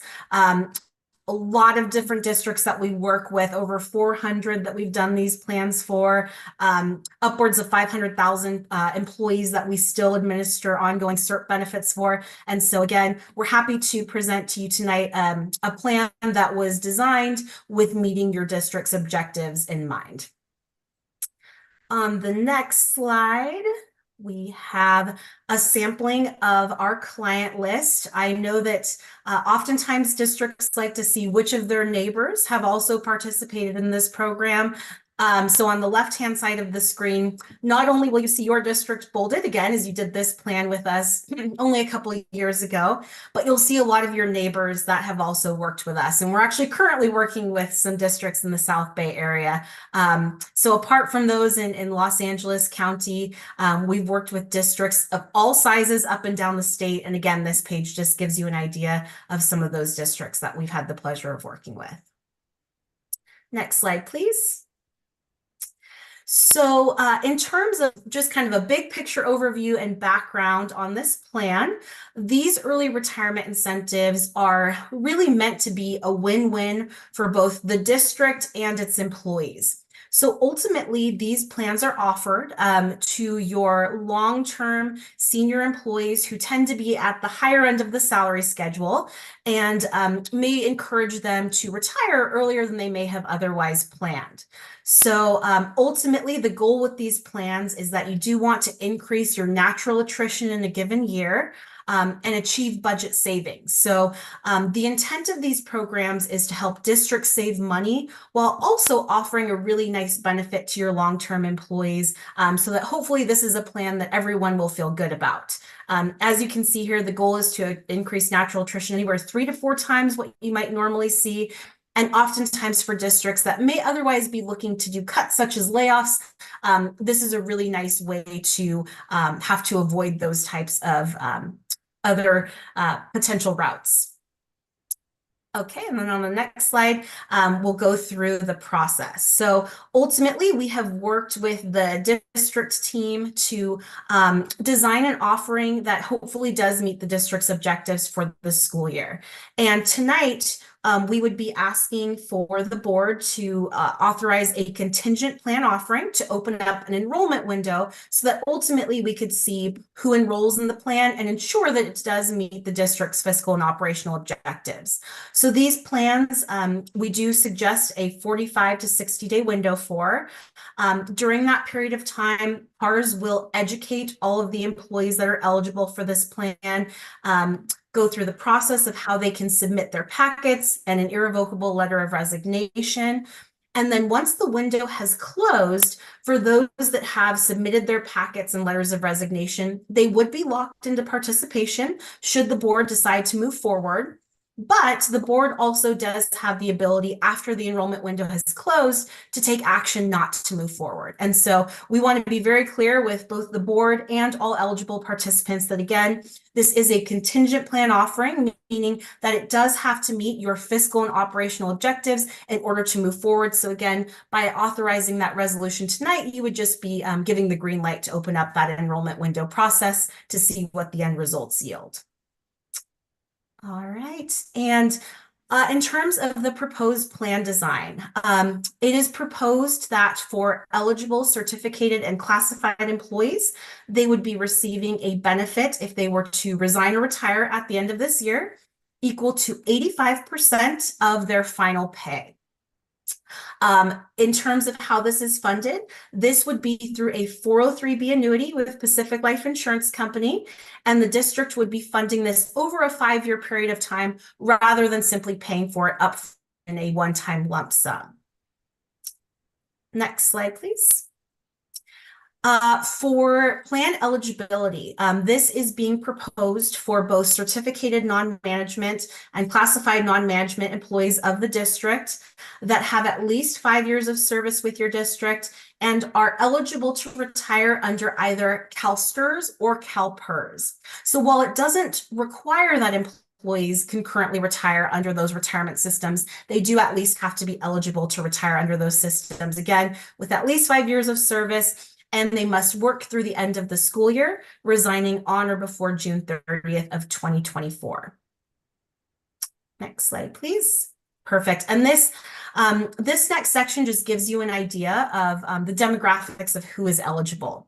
So in terms of that category that we just talked about for eligibility requirements, 14 certificated non-management employees do meet that criteria. You can see here the spread of their age as well as their service over time. And then on the next slide, I'm sorry, this slide gets into their service and age as well. So you can see you do have a lot of folks that are, ripe for retirement and have been with your district for quite a long number of years that I'm sure would be happy to see a benefit like this become available. On the next slide, we did the same exercise for your classified non-management employees, 18 eligible folks in the classified non-management group. Again, you can see the age distribution here as well. And then on the next slide, the service distribution. So similar situation where you have a lot of folks that are of retirement age, again, that are long tenured employees with your district. And as we move forward here, we'll talk about the projections. So again, we've had a lot of conversations with the district team in terms of what we're projecting, but we also certainly value the feedback of folks that actually work in the district, because the PARS model tends to be very conservative and based on averages of the group. So we always like to hear feedback if, potentially our projections are more conservative even than what the district is hearing, especially in a small district where, the team oftentimes is really on the pulse of what's going on with employees. So we've included both the PARS projection here for you, as well as the district projection, which is based on the feedback from the cabinet. So we are projecting that out of the 14 eligible certificated non-management employees, 3 would enroll. But based on the district's feedback, we bumped that number up to potentially 5 enrolling in the plan. For classified non-management, we are projecting 3, which is consistent with the feedback that we got from the cabinet as well. So our total projection on the conservative end is 6 total employees out of the 32 eligible, with the district's projection being 8 out of 32 eligible employees. And then on the next slide, we'll show you what the fiscal impacts are for both of those scenarios. So the good news is that in both scenarios, we do show this plan saving money. So ultimately, if you were to get 3 certificated non-management employees, we do show savings over the 1, 3, and 5 year periods based on our modeling. And obviously, if you get even more than that, those savings increase based on the district's projections as well.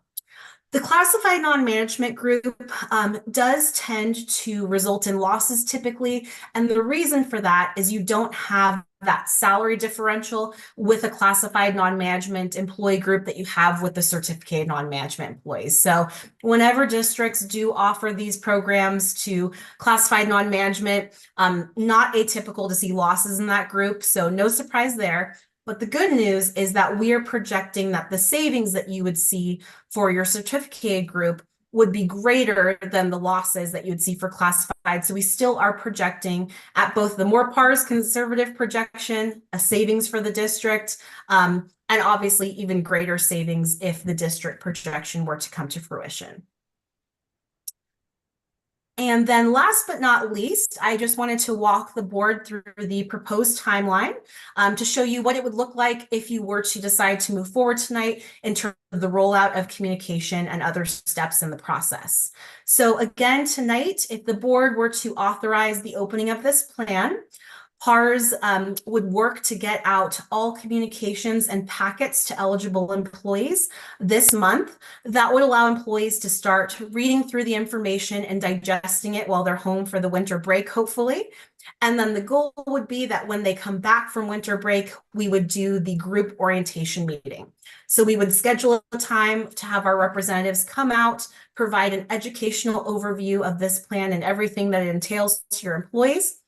And then toward the end of the window, in this case, mid-February approximately, we would hold a one-on-one workshop with your employees where they would be able to meet with PARS on an individual basis to ask questions, turn in their paperwork, of course, address any last-minute concerns, and again, feel good about turning in that enrollment packet.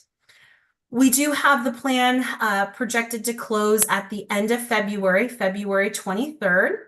And then this would be brought forth to the board for the March 13th meeting, wherein the board could vote to either approve or cancel the plan. And that would be based on the actual participation and post-analysis results. So what we're showing you tonight is based on our pre-analysis. Again, everything is based on averages of the group. But once we know exactly who enrolls and what those projected fiscal impacts are, that's where then you could make an informed decision about whether it makes sense to proceed with the plan offering at that March meeting. If the board does decide to move forward, employees would work through the end of the school year, resigning from district employment on or before June 30th of 2024. And the nice thing is that if the plan does move forward, they also start their PARS benefit checks soon after the school year ends. So starting August 1st, those benefit checks would start and employees would start collecting on this incentive money.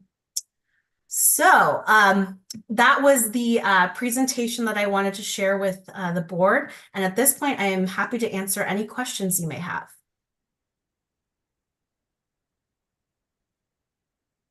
Anybody on the board have any questions? I'll start. Kathy. I do not. I Jen? just was clarifying.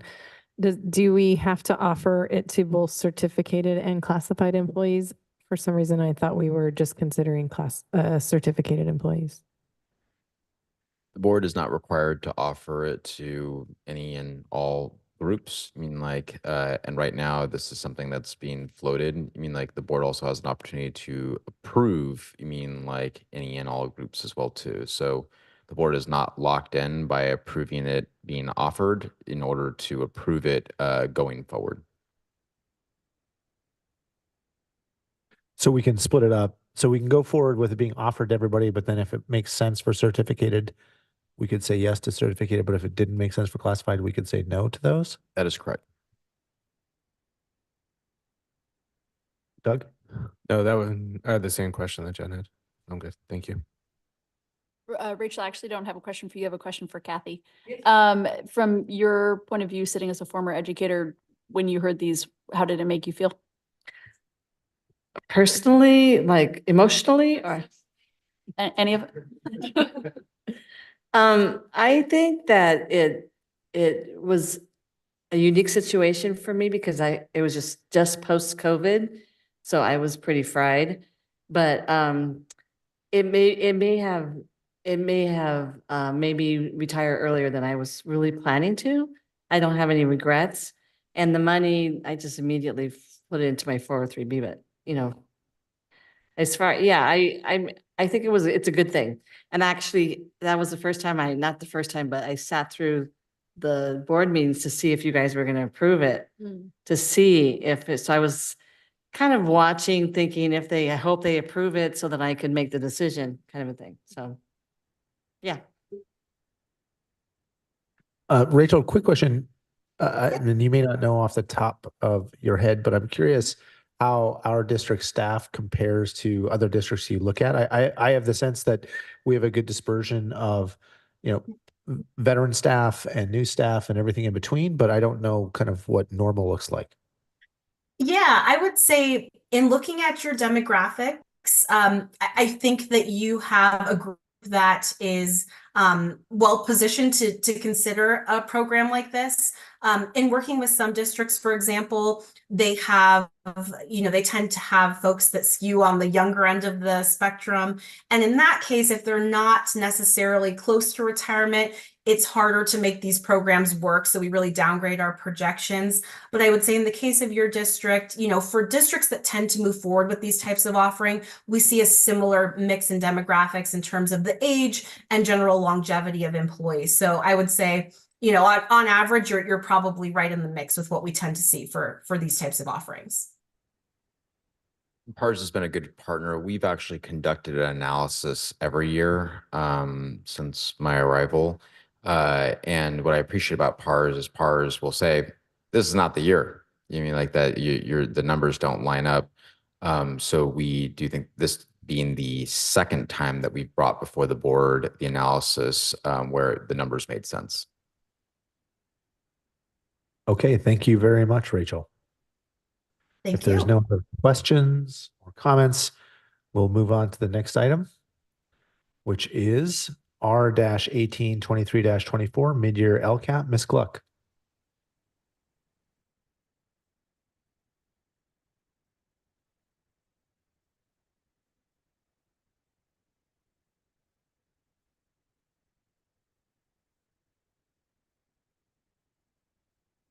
Those are dolphins on your sweater. I think one shark and one dolphin. I mean, so you get bonus Scary. points. I don't know. She might need bonus points in your pool.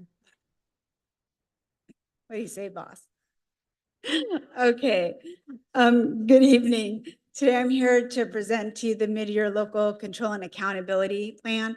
As you know, our LCAP is a pretty robust document, and the mid-year LCAP is a summary of that. But tonight's presentation is going to just summarize, and the document of the actual mid-year LCAP can be found in the appendix if you'd like to look at it more closely.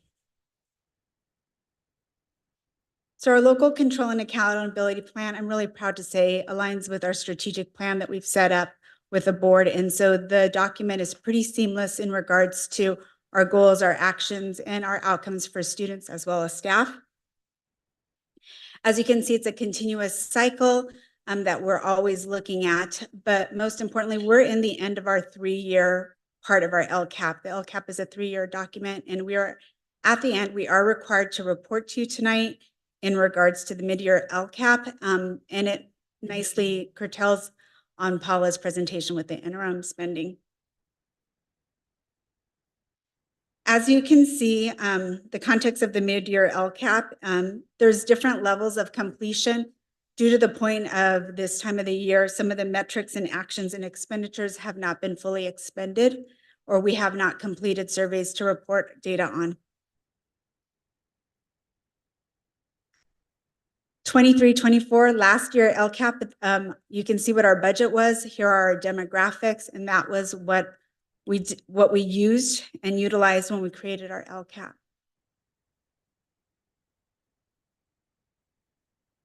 As you can see on the graphic, those are the priorities that we are required to address on the LCAP. Supplemental and concentration funds are targeted to improve student outcomes for all students, especially for our English learners, foster youth, and low-income students.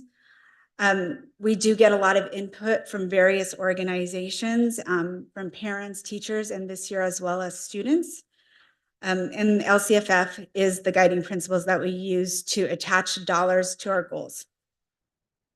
And annually, we do approve the LCAP in June.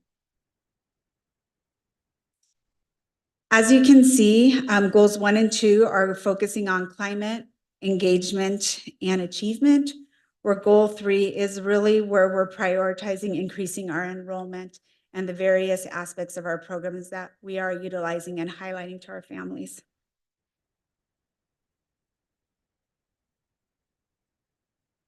We've completed year 1, we've completed year 2, and now we're in year 3.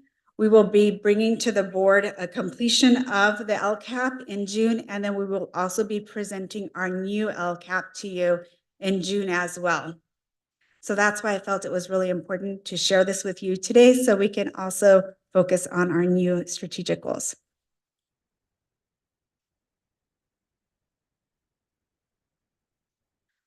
Our goal 1 is an inclusion. It's a broad goal, and it focuses on achievement for all, culturally responsive schools, and social emotional wellness.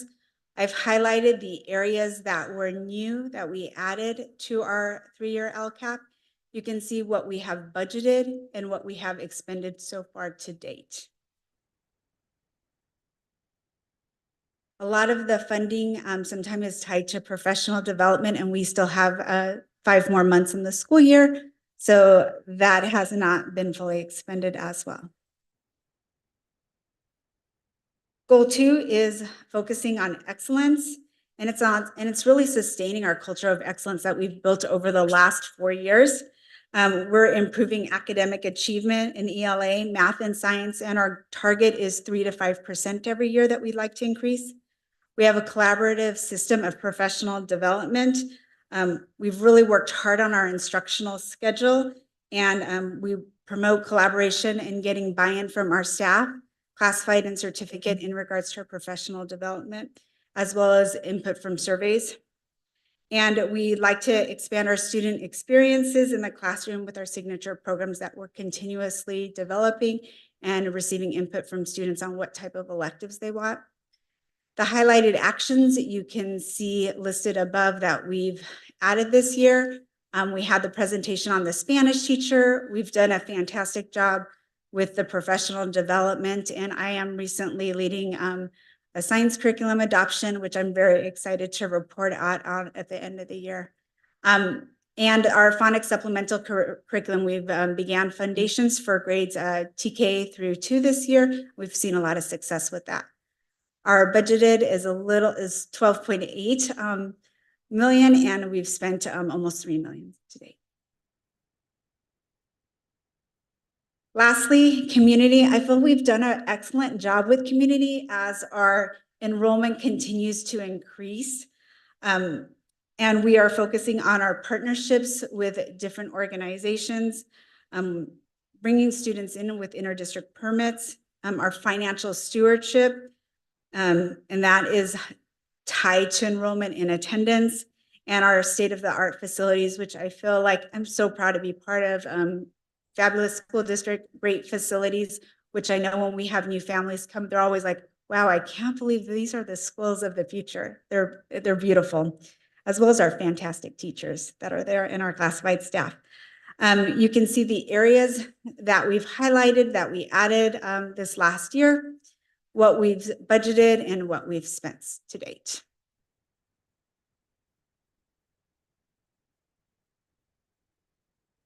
Do you have any questions?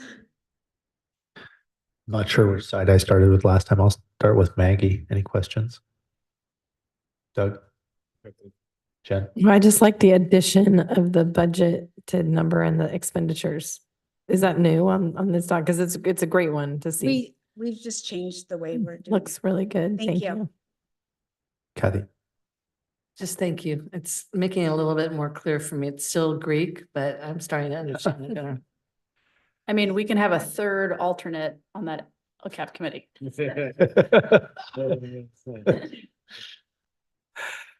Thank you, Ms. Gluck, and thank you for attending to the details. They're not always glorious, but this is the kind of stuff that keeps the district running smoothly and well. Thank you very much. Thank you. All right. Last item under superintendent report and board discussion is R-19 23-24 first interim budget reporting update. Ms. Montalvo.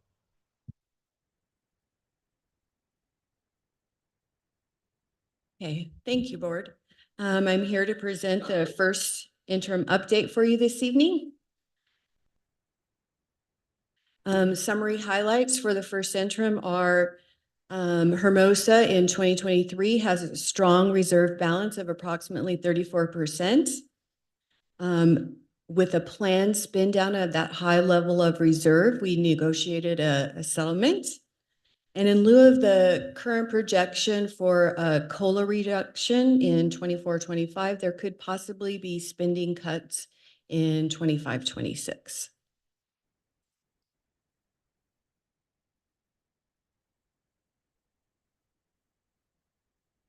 Here's our pie chart. 82% of the budget continues to eat and sleep, which is our staffing, which is our lion's share of our budget. Key numbers for first interim are enrollment has increased approximately 4%, which does increase revenue, but also increases expenditures for staffing. At the end of November, we were able to settle with the Hermosa Beach Education Association a 6% salary increase, which is awesome. Earlier this month, the state legislature office released a new projection for the cost of living increase or COLA of to 1% for the 24-25 school year. When we take a first look at the first interim at a glance, I just want to review the COLA. As Jason mentioned earlier, this year's COLA is 8.22. Projected next year as 1%, and in 25-26, it's still holding steady at 3.29. We talked a lot about enrollment tonight, and I'm going to focus on that again. Enrollment is great, but there's another piece to the puzzle, and that's daily attendance. Daily attendance drives revenue. We need kids in seats every day. On our multi-year projection, here's a glance at it. You can review the revenues and expenditures and net. But I think it's really helpful if we look at the cash reserve level, the cash value. When we're closing the 23-24 school year, we're projected to close the year at $5.3 million, which is a very healthy reserve. And we continue to remain fiscally solvent for the next 2 years, which allows us to submit a positive certification to the county on December 15th for the first interim budget report. Do I have any questions? I'll start with Kathy this time. No questions. Jen, No, thanks. Doug, Nope. Thank you, Paula. Maggie. All right. Thank you very much for that update, Paula. Great, thank you. All right. I like Moving- Maggie in that corner pocket over there. It's just, it suits her. Yeah. All right. Moving on to the consent items. Do I have a motion to approve consent items? So moved. Second. Motion from Doug, second from Jen. All in favor? Aye. Aye. Aye. Consent items approved. Moving on to business item B-8422/23. No, I think No. hold on. Rookie mistake. Board, sorry, the next item we move to is board action. Am I getting that right? Yes. Superintendent. Superintendent. All right. Superintendent board action. Item S-1823/24, Board of Education compensation. Dr. Johnson. Thank you, Quentin. It is an opportunity for the board to have a discussion and then take action on board member compensation. In the board's recent history, they've deferred compensation. However, each year that should be re-examined, and I defer to the board to have discussion and take action on how to handle compensation for this coming year. Thank you, Jason. Any comments or questions from the board? Kathy, you're a new board member. Do you have any questions about this? I voted on this last year, but now I want to buy new cars, so. I hope it's a On the cheap back car. of the children. No, I understand it and questions. Okay. Will you refresh our memory as to just what the stipend would be?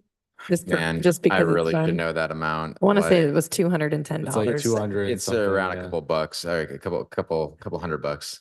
A month? Yeah, a month. Yeah, A month. Yeah. Yeah. Say again? That would make sense. I absolutely should know the answer to this, and I apologize. Is I it don't. per committee meeting or is it just, I was just checking? It's like Jen Hey. signed up for every. Checking. Somebody's meeting. salty. Yeah. So Yeah, oh. I do believe that it said it's around 200 something bucks, and I believe it is monthly, which would coincide with our monthly board meetings. Maggie, can I ask you, as our longest tenured member, is this always been the case, or has there ever been any discussion about it?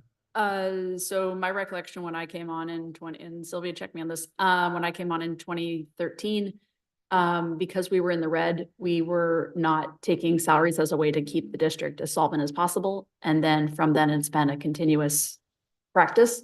The only good argument I've heard for board members taking compensation, though, is if you are trying to be more inclusive of a person who is making a real time cost analysis of how they spend their time, how they do their civic time.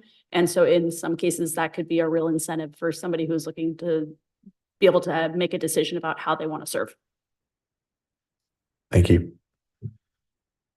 And just to that point, is it possible to make it a split decision, or some board members do one thing, or is it sort of all or nothing? I would have to check with legal about whether or not some board members could defer and some would not. We could table this item and come back to it. I don't think it, as far as I know, it's not pertinent to this board. It was just a kind of an academic question. All right. If there's no Further discussion? I'd like to make a motion to approve. Second. All right, motion for Just, Maggie. just as a point of clarification, the motion needs to include the action taken because we purposely wrote this board item without a recommendation. I'd like to revise my motion. Please. I'd like to make a motion that we defer board member compensation. Motion received. Defer it. Well, defer that we are not going to get it. Yes, I would second the deferment. Maggie Motion just- received, seconded by Jen. All in favor? Aye. Aye. And I'll follow up with a board update with some of those details just for information for the board. Appreciate that. Thank you very much. All right, moving on to S 19-23-24, California School Boards Association Delegate Assembly nominations. Dr. Johnson. Yes, I call this the Maggie item. It is recommended to the board that they nominate a candidate for CSBA delegation. I've heard around town that she might be interested in suffering through it again. Maggie, can you confirm or deny that rumor? Yeah, I decided to throw my name back in the hat for CSBA with approval from the board to be a delegate for the region. Great. Well, it was a great conference. I don't know exactly how being a delegate relates to that conference, but Super painful. okay. Well, She's for sure taking one for the team. okay. Well, thank you, Maggie. Should somebody else make a motion then? So Yeah, my so- question, do you have to, do you automatically get it if you are a nominated No, candidate? you become nominated. I have to fill out an application and then I need to go lobby other school boards to vote for me in my nomination. Right, didn't we get some sort of vote Then one we'll get a year? ballot. Yeah. Oh, Yeah, we get to vote too. yeah. I'll vote I for you. second. the I'm just trying to delegate. get the meetings out of Downey and at least maybe Torrance. Mm. The Downey monopoly is yeah. killing me. Downey, Norwalk. All right. So can I get a motion to nominate Maggie? So moved. Second. Thank you. Motion from Doug, second from Jen. All in favor? Aye. Aye. Passed. Okay. Now we can move on to business. Item B, 84-22-23, first interim report, Ms. Montalvo. Approval is recommended for the first interim report for 23-24 to submit to the county by December 15th. Any questions from any board members? Seeing none, can I have a motion? So moved. Second. Moved by Doug, second by Jen. All in favor? Aye. Thank you. Item B 85-22-23, fiscal year 23-24 budget revisions, Ms. Montalvo. It is recommended that the board approve the budget revisions that go hand in hand with the first interim. It's a compliance piece. Any questions? May I have a motion? So moved. Thank you, Doug. Second. Thank you, Jen. All in favor? Aye. Aye. Item is passed. Item B 86-23-24, resolution 06-23-24, reappointment of Measure S, Citizens Oversight Committee member for an additional term. Ms. Montalvo. All of our members of the Citizens Oversight Committee have agreed to be reappointed for another term. So I'd like to ask for recommendation and approval. That's great. Yes, thank you to those citizens. Any questions or comments? No, just thank them for their service. They keep stepping up. Many of them started on the COC with me, and I've been on this board for 6 years. Mhm. So it's kind of incredible. They keep going and going and going. So I thank all of them. Agree. All right, may I have a motion? So moved. Second. Thank you, Doug. Second from Jen. All in favor? Aye. Motion is passed. Moving on to B 87-23-24, proposal for a new guardrail at Hermosa Vista School. Ms. Montalvo. Thank you. It is recommended that the board approve the repair work that needs to happen at Hermosa Vista School of the guardrail. Any questions? I just had a question. Why do we have to approve that? Like, why can't we just do that one? Is it just too expensive? Like, why does it fall under that versus under the consent? Just out of curiosity. It's over the purchase order threshold. for repairs. Do we get money back from our insurance company on that? Yes. It's not our insurance company, it's the insurance company of the person who had the accident. Got it. Okay. If there are no other questions, can I have a motion? So moved. Thank you, Jen. Second. Second from Doug. Thank you. All in favor? Aye. Aye. Motion is passed. All right, B 88, 23-24 consultant agreement, independent educational evaluation. Ms. Cluck. Approval is recommended for the consultant agreement with Autism Diagnostic and Intervention Connections to provide an independent educational evaluation for a psychological assessment. Any questions or comments from the board? Seeing none, may I have a motion? So moved. Thank you, Doug. Second. Thank you, Maggie, for the second. All in favor? Aye. Aye. Thank you. Item is passed. B 89, 23-24 consultant agreement, independent educational evaluation. Ms. Cluck.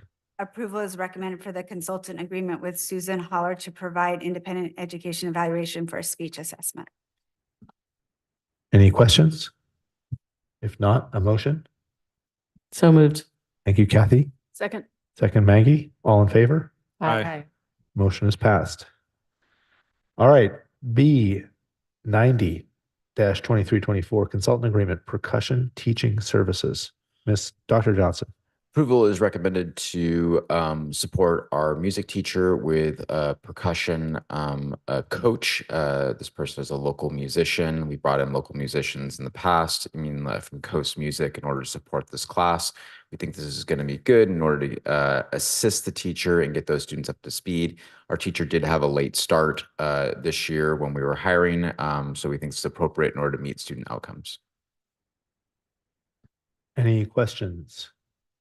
And this, just to clarify, this person teaches drums to kids normally, or they just teach drums to adults?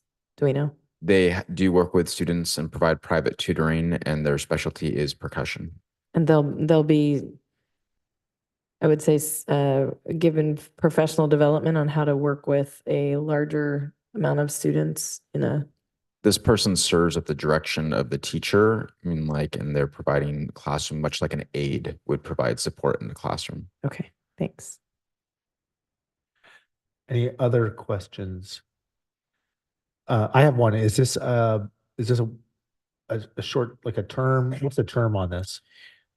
This will be in place for the remainder of the year, and they're 4 hours per week at a $25 an hour per rate. I believe that equals up to like $4,000 for the school year, and this will be just for this year in relation to the development of the program this year.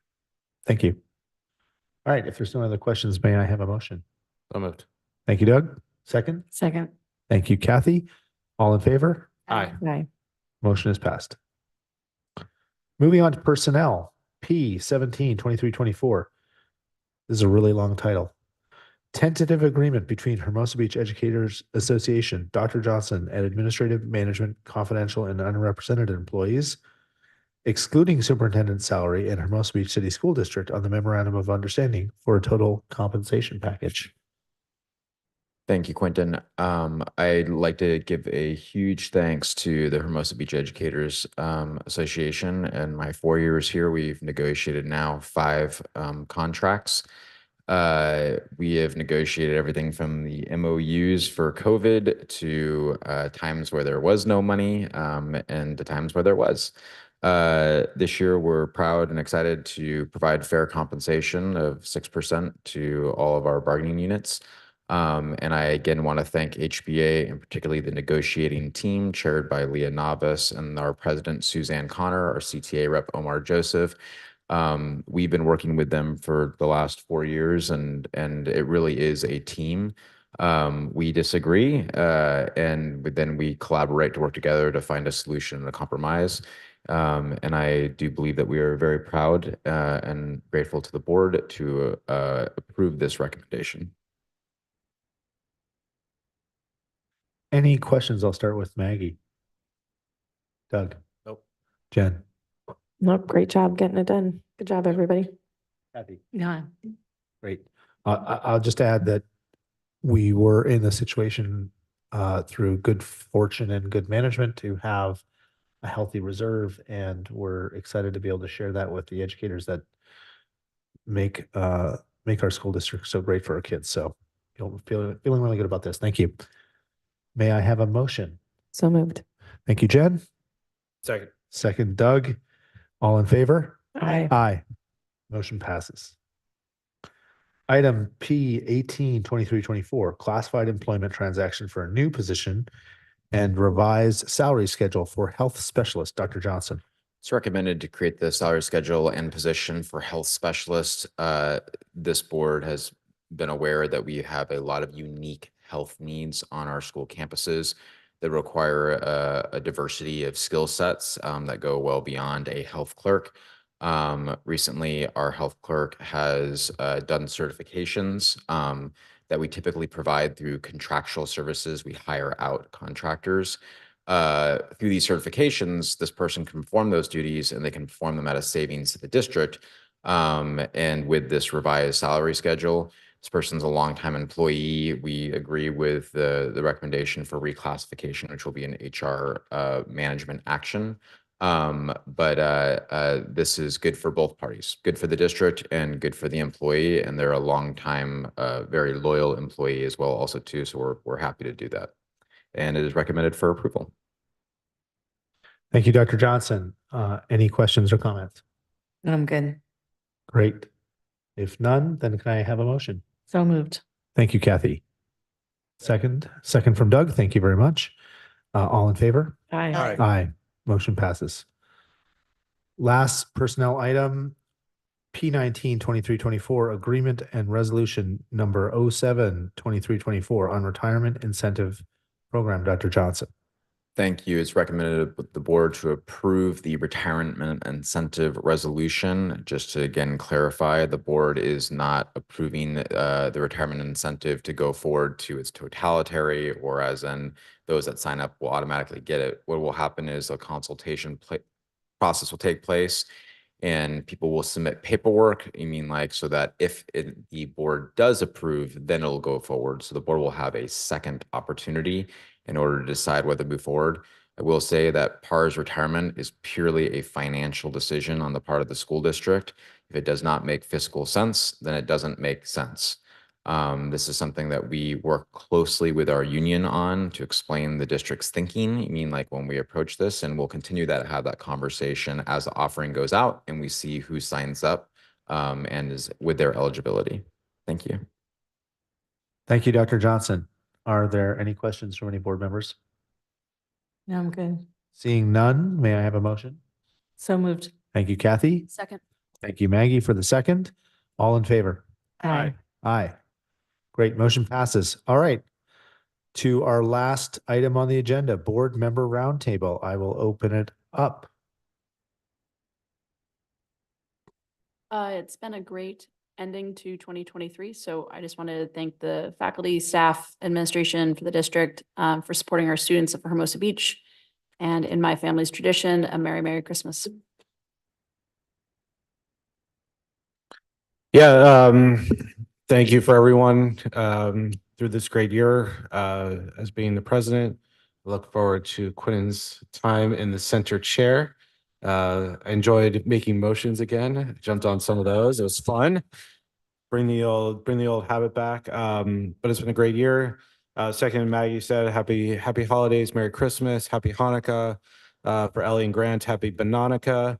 And be safe, have fun, get some rest. And yeah, we'll see you in January. Ditto. Ditto. No, I'm looking at the clock. Just saying, no, I'm really happy to have been on this board for my first year. And now I'm under two presidents. I have completed my first year, so I'm feeling pretty good about that. And yeah, happy holidays to everybody. Merry Christmas in my tradition, and Happy Hanukkah and Kwanzaa and all the other things. I don't even know what else there is, but anyway. Thank you. Thanks. I might just ask my board colleagues here. First of all, I'm very happy that I have such competent and experienced colleagues with me here to back me up when I mess up. Please don't hesitate to give me feedback on how I can do better. Are there any items like, a protocol that we wanted to look at, whether it be, dress code or reporting hockey scores or, anything that we want to discuss as a team here for the year upcoming? I'm a proponent of a more relaxed dress code, but I know some people think that such an august position should come with strict rules. So I've just wanted to kind of open the floor to questions, comments, topics. I think black tie. For sure. I was like, I was wondering who we're talking about for dress code. I'm like, Canadian is it country like club? every Like, what every you month call we it? have a Black theme? tie and formal Or- attire, of course. No, I mean, I For like adults, being I mean. casual, but I know that's not everybody's cup of tea. Yeah, I agree as well. When I went to the CSBA conference before I was the president the first time, the main thing I really took out of that was in the new president session, they said, this is the board's meeting in public, not necessarily a public meeting. And that's when we started using first names. It was a little more casual, things like that. Like as we would act, I'll be honest, like you watch city council, it's like, come on, people. Like raising Santa suits and everything he goes to, but then we have to be the honorable this, honorable that. And like they do a great job, but like we don't have to take it it's serious business, but we don't take it so seriously. So that would be my. Is there stance anything as well. specific you would like to see change relative to what we've been doing? No, I think we found a good groove. I tend to come in what I'm wearing, but I have no issue if people want to shorts and t-shirts and flip-flops. I mean, it's the same idea. It's our meeting in public. So like if that's who you are, you should be who you are. I don't think we have to like get dressed up and like to be with each other. I think it's what people are comfortable with. I second that. I third it. All right. Any other topics of interest, protocol wise, or anything else that you guys want to discuss?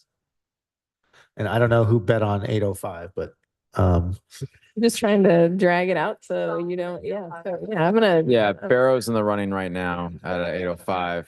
Aaron's grip is slipping away at 8 o'clock. oh, okay. All right. No, were there any other?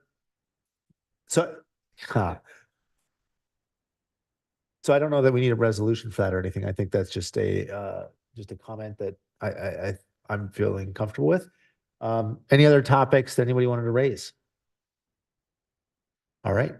Hearing none, then I will ask for a motion to adjourn this meeting. So moved. Thank you, Maggie. Second? Second. Thank you, Kathy. All in favor? Aye. Hi. Meeting is adjourned. Vote.